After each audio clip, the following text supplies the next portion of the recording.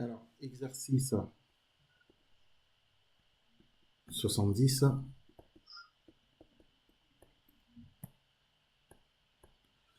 On nous propose trois formes d'une même fonction.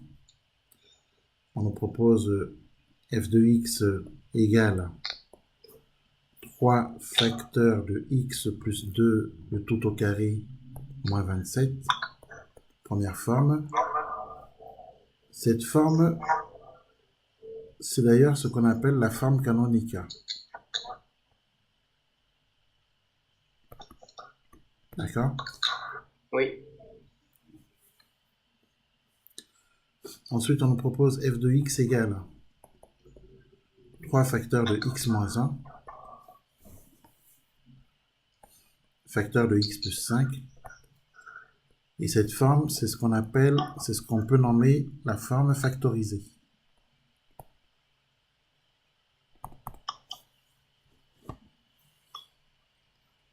Et après, on a f de x égale 3x au carré plus 12x moins 15. Et là, on a la forme développée.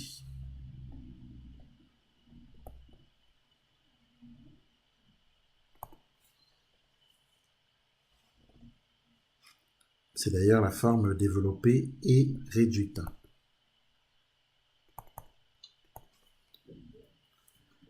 La première question qu'on nous pose, choisir l'expression la mieux adaptée et calculer les antécédents par f de 0.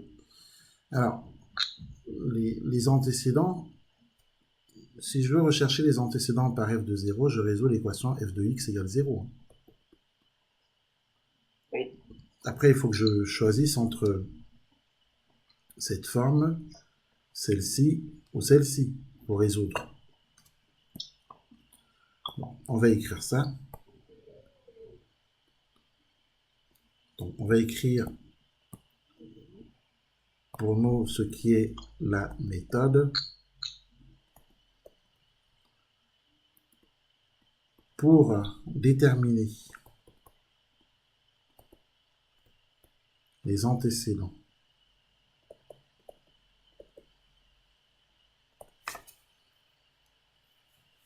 par f de 0, on résout l'équation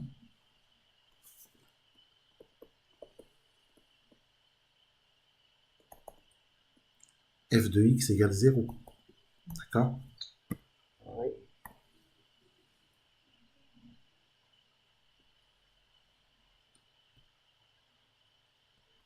Soit, alors, ici, pour résoudre l'équation f de x égale 0, l'idéal, c'est quelle forme, selon toi? La forme canonique, la forme factorisée ou la forme développée et réduite?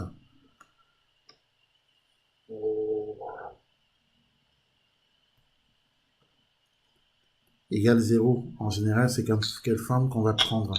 Forme factorisée? Bah oui, c'est la forme factorisée, puisque la forme factorisée, ça fait penser à un produit nul. Puisque ça, c'est une équation de produit, c'est un produit nul qu'on a ici. Et donc, pour un produit nul, soit 3 est égal à 0, ce qui n'est pas possible, ce qui est faux, ou alors, on va avoir x moins 1 qui est égal à 0, c'est-à-dire x égale 1, ou encore, on aura x plus 5 qui est égal à 0, c'est-à-dire x égale moins 5. D'accord? Oui.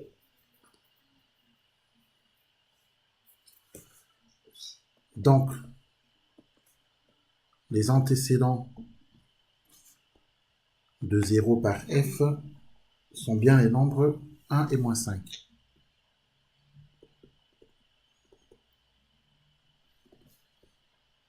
Les antécédents par f de 0 sont 1 et moins 5.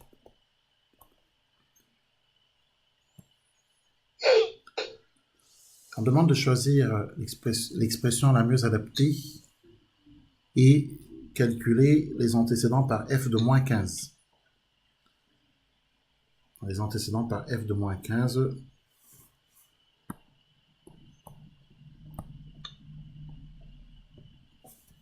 Question 1, petit b. Donc là aussi, on va écrire la méthode.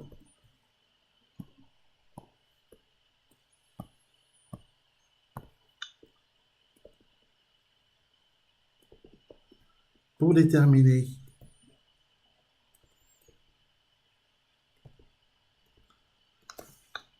les antécédents par f de moins 15, on pourra résoudre l'équation f de x égale moins 15.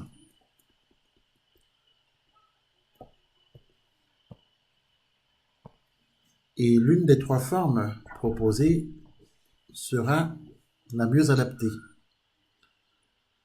Alors, pour résoudre f de x égale moins 15, étant donné qu'on a moins 15 ici, on peut penser que la forme la mieux adaptée, c'est la forme développée et réduite. D'accord? Oui. Donc, en utilisant la forme développée réduite, ça nous donne donc 3x au carré plus 12x moins 15 égale moins 15. De cette façon, on pourra se débarrasser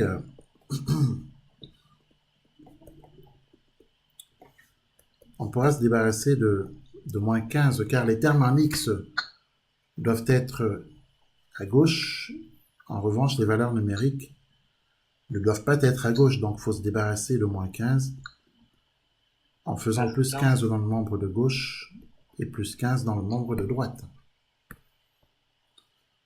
On obtient 3x au carré plus 12x égale 0. Et en factorisant le membre de gauche, en écrivant donc x facteur de 3x plus 12, on obtient un produit nul.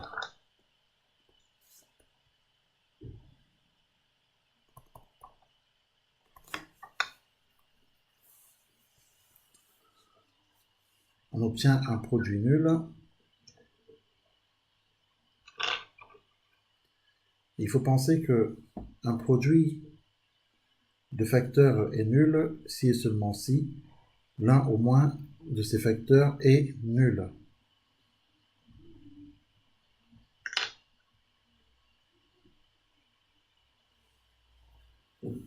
Donc, on va écrire x égale 0 ou 3x plus 12 égale 0. 3x plus 12 égale 0, ça nous fait 3x égale moins 12 et x égale moins 12 sur 3, c'est-à-dire moins 4. On a deux antécédents.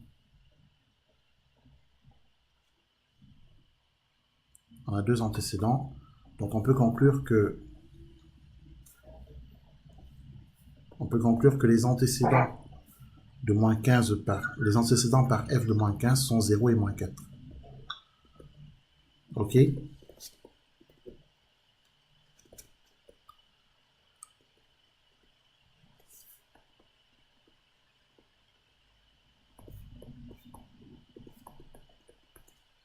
N'oublie pas de faire la mise à jour de ton Skype.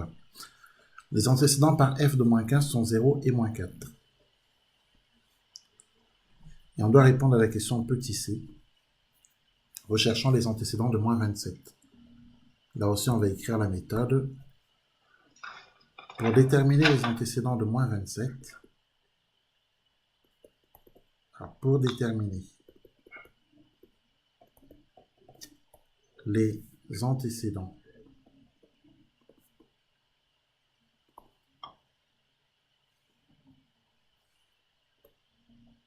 par f de moins 27, on pourra résoudre l'équation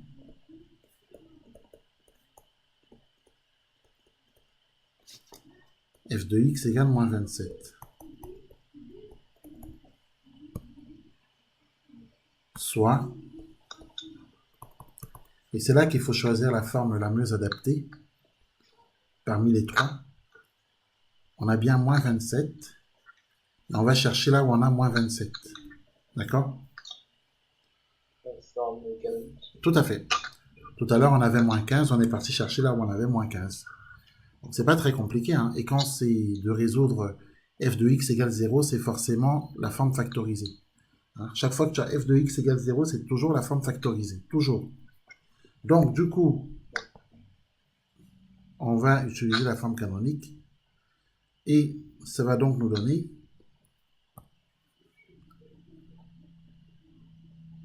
trois facteurs de x au carré, x plus 2 le tout au carré, moins 27 égale moins 27. Donc 3 facteurs de x au carré, x plus 2 le tout au carré égale moins 27 plus 27. Autrement dit, égale 0.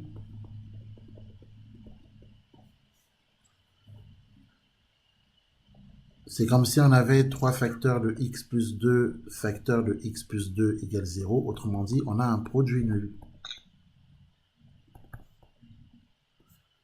Donc, soit 3 est égal à 0, ce qui est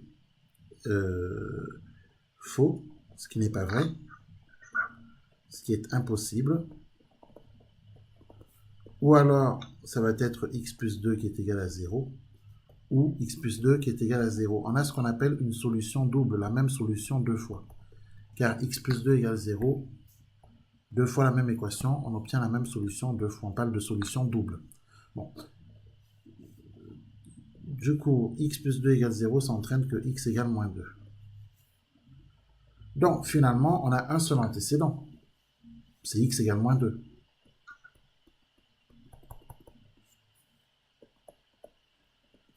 On peut donc dire que les antécédents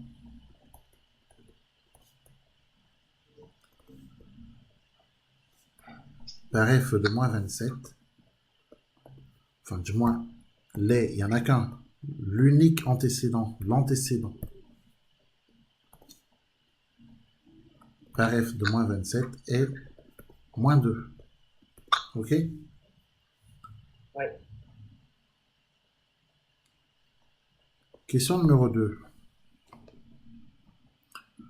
Moins 30 a-t-il des antécédents par f?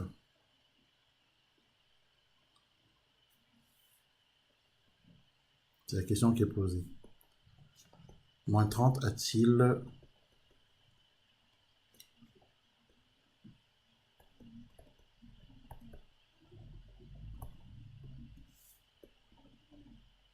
des antécédents par f? Alors, la réponse est non. La réponse est non, pourquoi? Parce que si moins 30 a des antécédents par f, il suffit de tenter de les rechercher. Or, pour déterminer les antécédents de moins 30, on sait très bien qu'il faut résoudre l'équation f de x égale moins 30. N'est-ce pas? Mais si je choisis, par exemple, si je choisis la forme canonique, hein, c'est-à-dire si je choisis de remplacer f de x par 3 facteurs de x plus 2 le tout au carré moins 27 égale moins 30, bah, si le moins 27 passe de l'autre côté, j'obtiens 3 facteurs de x plus 2 le tout au carré égale moins 30 plus 27. D'accord? Et donc j'obtiens 3 facteurs de x plus 2 le tout au carré qui est égal à moins 30 plus 27, c'est-à-dire moins 3. J'obtiens que ici, on a un carré multiplié par un nombre positif 3. Cet ensemble est positif. Est-ce qu'un ensemble positif peut être égal à un ensemble négatif? La réponse est non. Ok? Oui. Est-ce que tu es d'accord que à ce stade, est-ce que tu es d'accord que x plus 2 le tout au carré est positif? Oui. Bah oui. Voilà. Parce que 3 est positif. Oui. Donc, je reprends. Est-ce que tu es d'accord que 3 est positif? Oui, Est-ce que tu es d'accord que x plus 2, le tout au carré, est positif? C'est un carré. Un carré est positif. oui, Un carré est positif. Donc, le produit des deux nombres positifs ici est positif. positif, oui. D'accord? Oui, Or, il se trouve que de l'autre côté, dans l'autre membre, on a un nombre qui lui est négatif. Alors, est-ce qu'il est possible d'avoir un réel positif qui soit égal à un réel négatif? non, Donc, c'est impossible. À partir d'ici, on a une égalité qui est fausse. D'accord? Donc, oui, elle ne peut pas donner d'antécédent. L'équation f de x égale moins 30 n'a pas de solution dans R. Et comme elle n'a pas de solution, elle n'a donc pas d'antécédent. Enfin, le nombre moins 30 n'a donc pas d'antécédent par f. OK? oui. Donc, à la question moins 30 a-t-il des antécédents par f, la réponse c'est non. D'accord? Donc, moins 30 n'a pas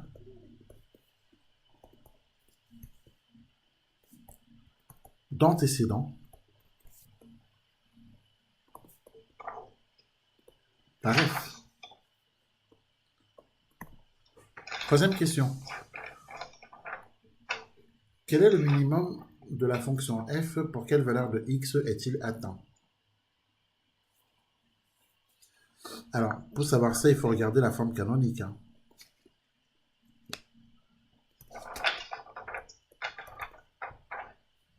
La forme canonique, c'est 3 facteurs de x plus 2 le tout au carré moins 27. Qu'on peut encore écrire 3 facteurs de x moins 2 le tout au carré moins 27. Dois-je rappeler que la forme canonique, c'est la forme a facteur de x moins alpha plus au carré plus bêta. Est-ce que vous avez vu ça comme ça? Vous m'y avez déjà dit, mais on l'a toujours pas fait en cours. On Avec l'a fait. alpha, tout à fait, avec alpha qui fait ici moins 2, bêta qui est égal ici à moins 27, car c'est comme si on avait plus moins 27, d'accord? Plus Ouais. le nombre moins 27, voilà. Petit a qui va être égal à 3, d'accord? Bêta représente en fait l'extrémum. L'extrémum peut être un minimum. L'extrémum est Ou un un minimum maximum. ou un maximum, tout à fait.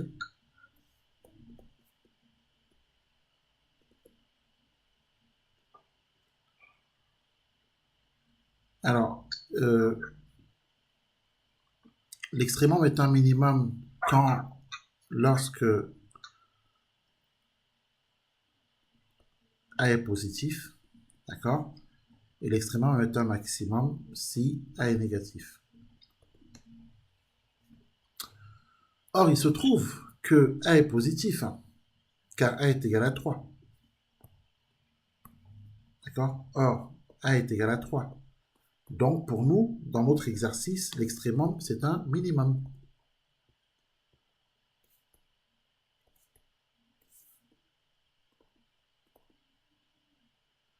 Donc, le minimum de la fonction f, c'est moins 27.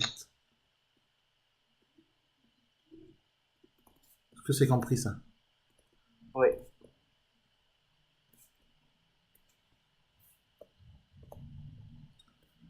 C'est bêta, et bêta est égal à moins 27. Et pour savoir pour quelle valeur de x le minimum est atteint, il suffit de regarder la valeur de alpha. Alpha est égal à moins 2, donc le minimum est atteint pour x égale alpha, c'est-à-dire x égale moins 2. Donc on écrira il est atteint pour x égale alpha, soit x égale moins 2. Dois-je rappeler que on a, pour répondre à la question sur le tableau de variation, la courbe d'une fonction polynôme est une parabole. Nous, ici, notre parabole a les branches en l'air puisque a est positif comme a est égal à 3. Donc, notre parabole, elle est comme ça. Ce qui veut dire que notre fonction décroît d'abord, puis croît ensuite. Donc, quand on va faire notre tableau de variation, c'est le signe de A qui va nous permettre de savoir qu'on décroît d'abord et qu'on croît ensuite. Donc, on décroît d'abord et ensuite on croît. Les valeurs de x se promènent dans l'intervalle moins l'infini plus l'infini. Dans notre tableau de variation, d'après le cours, ce qu'on affiche ici, c'est bêta, le maximum, et alpha, la valeur en laquelle il est atteint. Et c'est toujours comme ça. Donc, sauf que alpha, c'est moins 2, et bêta, c'est moins 27. Donc, très clairement, on va afficher ici moins 2, moins 27.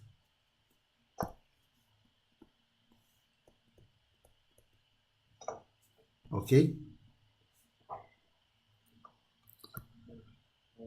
Donc, ici, on a juste à écrire variation de f. Et puis, c'est tout. Notre tableau de variation, il est fait. Et puis, dès lors que la parabole a les branches en l'air, c'est toujours plus l'infini plus l'infini. Si la parabole avait les branches en bas, ce serait moins l'infini moins l'infini. Mais bon, encore que cette partie, vous ne devez normalement pas la remplir puisqu'elle est hors programme. Donc, alors, le tableau de variation, c'est bien celui-ci. Pourquoi c'est delta, c'est moins 2?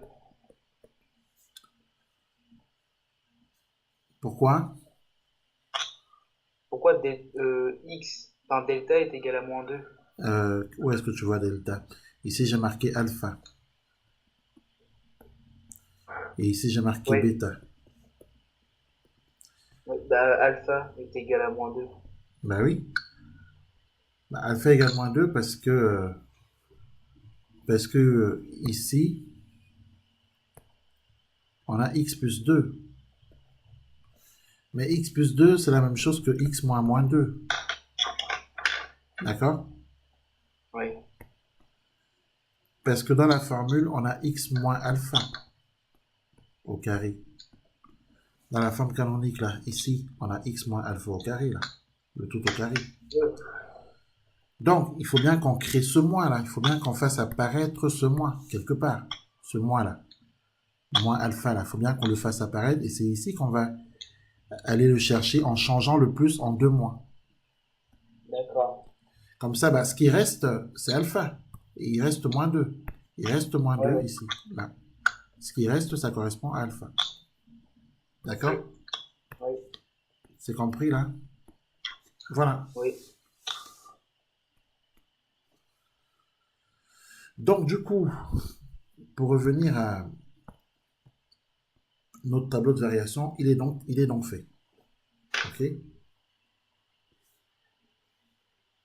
Dans tous les cas, on n'en a pas 40. Hein. Soit notre tableau de variation, on a des variations croissantes et décroissantes. Et dans tous les cas, ici on a alpha et ici on a forcément bêta moins l'infini plus l'infini x variation de f. D'accord? Et Oui. ici, on est dans le cas où petit a est non pas euh, positif mais est négatif.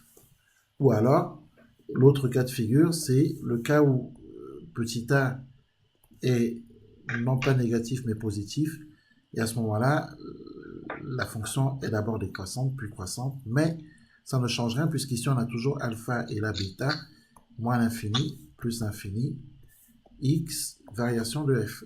Voilà, c'est tout. Hein. C'est juste ça qu'il faut savoir pour savoir comment monter un tableau de variation.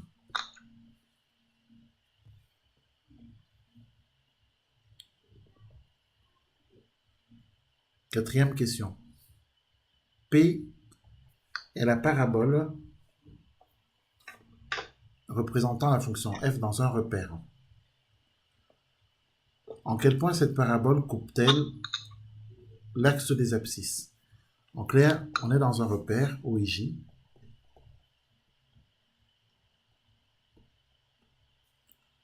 dans lequel on a la parabole P. Cette parabole, elle passe par le point de coordonnées -2, -27, mais bon, on va aléatoirement indiquer le point -2, -27. On va considérer que c'est le point qui est par ici. Si, bien sûr, l'on considère que ici c'est -27 et que ici c'est -2. Le point de coordonnées -2, -27, le voilà. Et en ce point, on a d'ailleurs ce qu'on appelle une tangente horizontale. On construit la parabole, elle sera comme ça. Bon. Après, je fais une allure de la parabole.